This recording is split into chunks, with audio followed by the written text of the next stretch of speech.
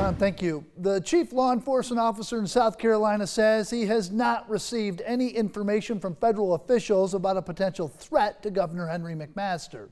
SLED chief Mark Keel not happy, and he explained and talked about his frustration to News 2's Raymond Owens this afternoon. This threat is part of a wider threat against other governors across this country.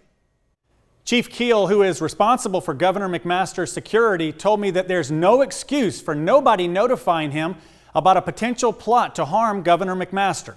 The FBI has known about this since at least May. Well, Raymond, I wish I knew more about Barry Croft, but I know what you know. I know what was in the Detroit News article yesterday.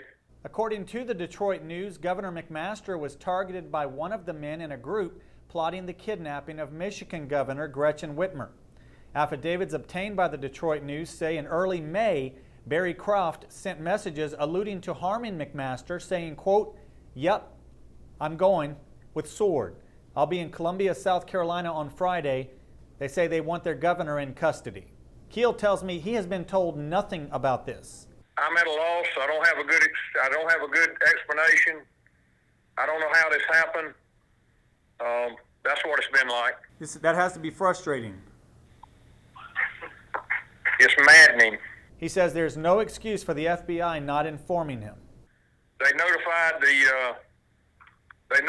the Michigan State Police about the Michigan governor. They notified the Virginia State Police about the Virginia governor, but they didn't bother to notify South Carolina about our governor. So, needless to say, I'm not happy about it. I also asked Keel what would he like to say to the director of the FBI. He probably wouldn't like what I'd say. I have talked to him numerous times in the past, and I'd like to think that he would pick the phone up and call, and I'm going to let him know just how dissatisfied I am as well. I just don't understand how this happens. How nothing more than a simple phone call could not have been made and alerted us to the same thing that they alerted Michigan and Virginia to.